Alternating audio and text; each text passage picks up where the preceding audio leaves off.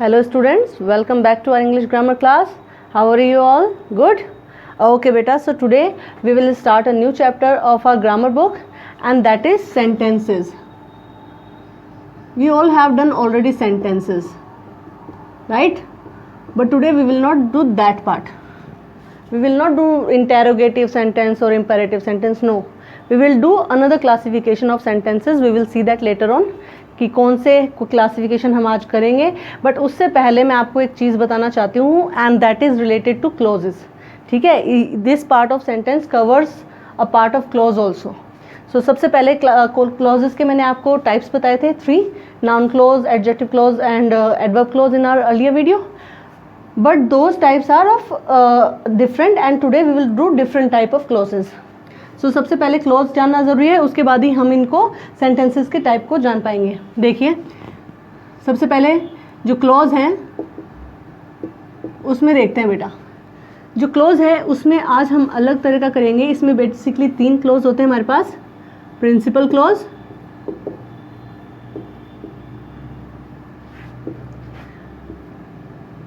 Coordinate clause, okay, and subordinate clause.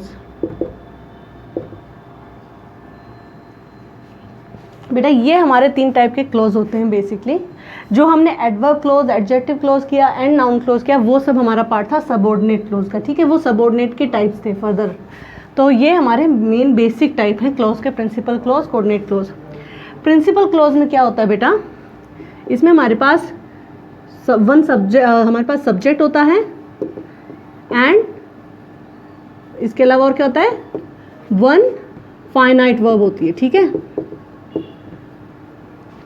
जैसे कि she is dancing. She is dancing, यहाँ पर हमारे पास सब्जेक्ट है प्लस हमारे पास इज डांसिंग एक फाइनाइट वर्ब भी है. तो this is our principal clause. ठीक है, 1 subject plus 1 finite verb. Subject could be plural also. Now coordinate clause. What is coordinate clause? Coordinate clause में बेटा बेसिकली हमारे पास 2 इंडिपेंडेंट क्लोजेज होते हैं. ठीक है, जैसे मैं कहूँ she is dancing and he is singing.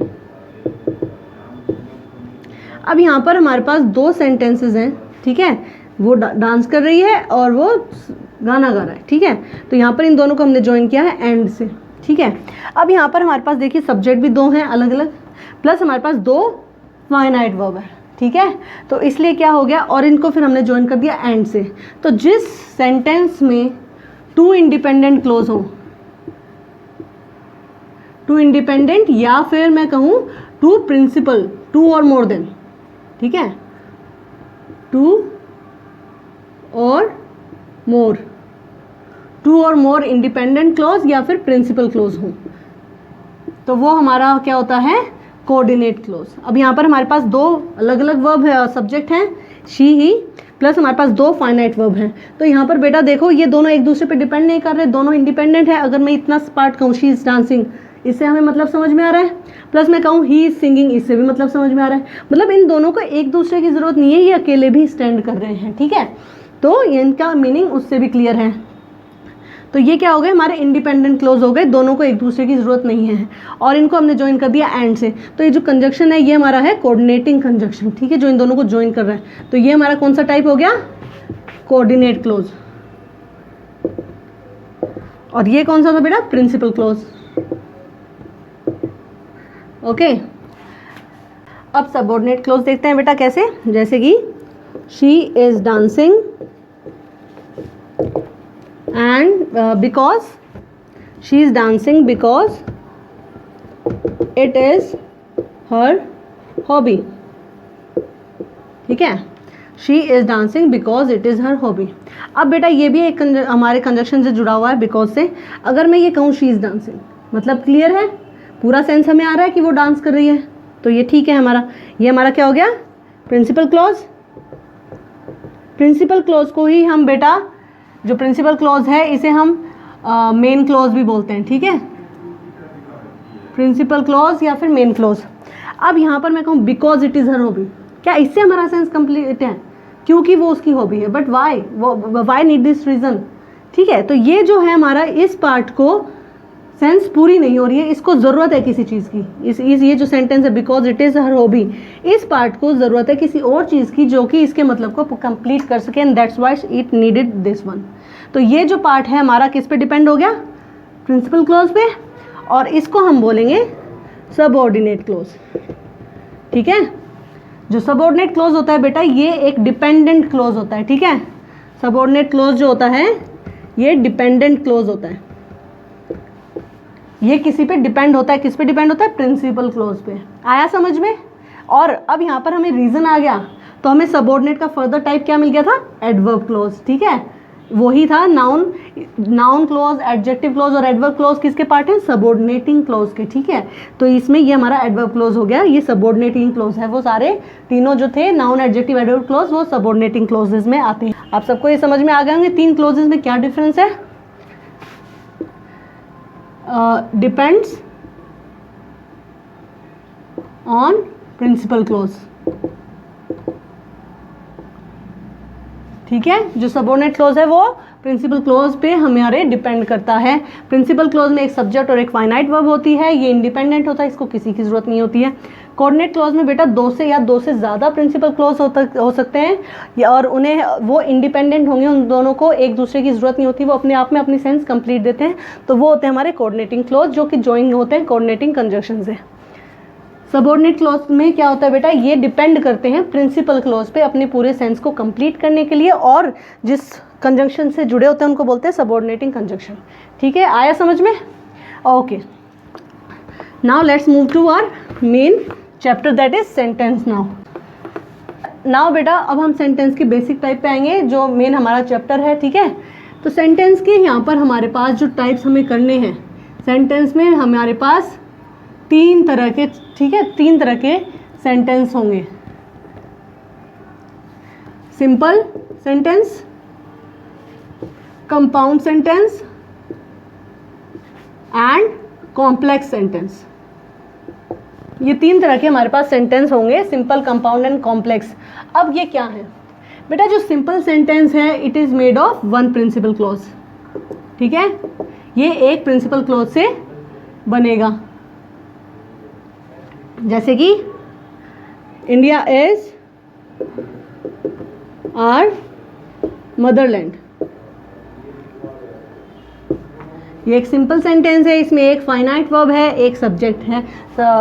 हमारे पास बेसिकली प्रिंसिपल क्लॉज में क्या होना चाहिए, subject plus one finite verb, ठीक है। सब्जेक्ट दो भी हो सकते हैं, इंडिया एंड अदर कंट्रीज या जो भी हैं, ही एंड शी, बट हमारी फाइनाइट वर्ब एक ही होनी चाहिए, ठीक है। That makes our simple sentence, क्योंकि ये एक प्रिंसिपल क्लॉज से बना हुआ है, तो this is our simple sentence, ठीक है।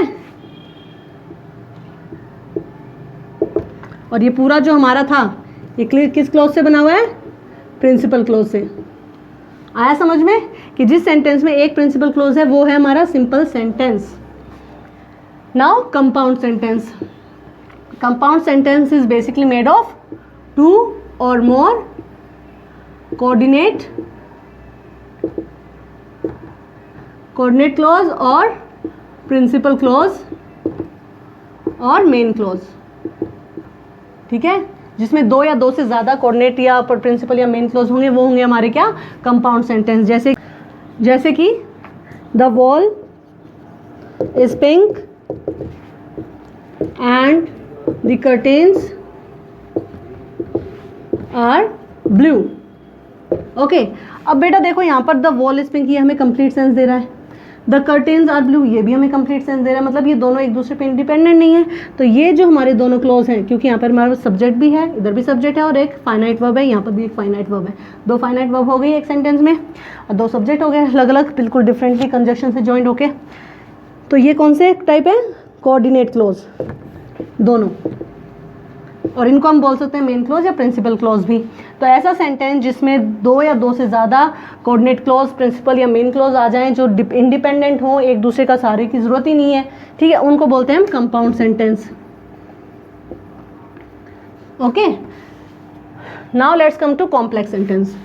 कॉम्प्लेक्स सेंटेंस में बेटा वन प्रिंसिपल क्लॉज होता है and 2 or more subordinate clause होते हैं।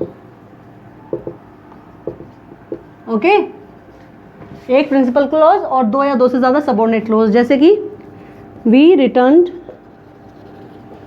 When the sun set.